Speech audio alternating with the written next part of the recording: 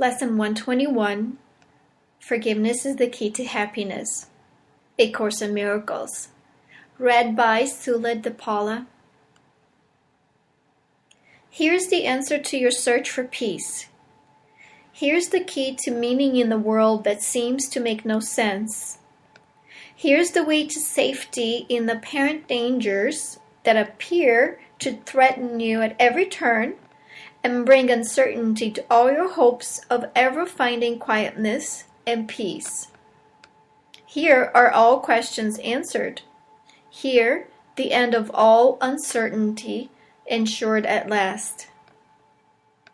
The unforgiving mind is full of fear and offers love no room to be itself, no place where it can spread its wings in peace and soar above the turmoil of the world. The unforgiving mind is sad, without the hope of respite and release from pain. It suffers and abides in misery, peering about in darkness, seeing not, yet certain of the danger lurking there. The unforgiving mind is torn with doubt, confused about itself and all it sees, afraid and angry, weak and blustering, afraid to go ahead, afraid to stay, afraid to waken or to go to sleep, afraid of every sound, yet more afraid of stillness, terrified of darkness, yet more terrified at the approach of light. What can the unforgiven mind perceive but its own damnation? What can it behold except the proof that all its sins are real? The unforgiven mind sees no mistakes but only sins. It looks upon the world with sightless eyes and shrieks at its beholds its own projections rising to attack its miserable parody of life. It wants to live, yet wishes it were dead. It wants forgiveness, yet it sees no hope. It wants escape, yet can't conceive of none because it sees the simple everywhere. The unforgiving mind is in despair, without the prospect of a future which can offer anything but more despair. Yet it regards its judgment of the world as irreversible, and does not see it has condemned itself to this despair. It thinks it cannot change, for what it sees bears witness that its judgment is correct. It does not ask, but it thinks it knows. It does not question, certain it is right. Forgiveness is acquired. It is not inherent in the mind which cannot sin. As sin is an idea you taught yourself, forgiveness must be learned by you as well, but from a teacher other than yourself, who represents the other self in you. Through him, you'll learn how to forgive the self you think you made and let it disappear. Thus you'd return your mind as one to him who is yourself and who can never sin. Each unforgiven mind presents you with an opportunity to teach your own how to forgive itself. Each one awaits release from hell through you and turns to you imploringly for heaven here and now. It has no hope, but you become its hope. And as its hope, do you become your own. The unforgiven mind must learn through your forgiveness that it has been saved from hell. And as you teach salvation, you will learn.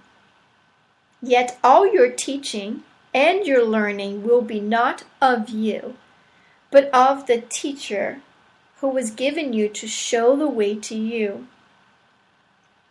Today we practice learning to forgive. If you are willing, you can learn today to take the key to happiness and use it on your own behalf. You will devote 10 minutes in the morning and at night another 10 to learning how to forgive and receive forgiveness too. The unforgiven mind does not believe that giving and receiving are the same. Yet, we will try today to learn that they are one through practicing forgiveness towards one whom you think of as an enemy and one whom you consider as a friend. And as you learn to see them both as one, we will extend the lesson to yourself and see that their escape included yours. Begin the longer practice periods by thinking of someone you do not like, who seems to irritate you or to cause regret in you if you should meet him. One you actively despise or merely try to overlook. It does not matter what the form your anger takes. You probably have chosen him already. He'll do. Now close your eyes and see him in your mind and look at him a while. Try to perceive some light in him somewhere. A little gleam which you had never noticed. Try to find some light sparkle of brightness shining through the ugly picture that you hold of him. Look at this picture until you see a light somewhere within it, and then try to let this light extend until it covers him and makes the whole picture beautiful and good.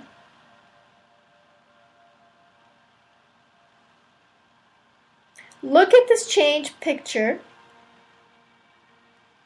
change perception for a while, and turn your mind to one you call a friend. Try to transfer the light you learned to see around your former, quote, enemy to him. Perceive him now as more than a friend to you, for in that light, his holiness shows you your Savior, saved and saving, healed and whole. Then let him offer you the light you see in him. And let your, quote, enemy and friend unite in blessing you with what you gave. Now are you one with them and they with you? Now have you been forgiven by yourself? Do not forget throughout the day the role forgiveness plays in bringing happiness to every unforgiven mind, with yours among them. Every hour tell yourself, forgiveness is the key to happiness. I will awaken from the dream that I am mortal, fallible, and full of sin, and know I am the perfect Son of God.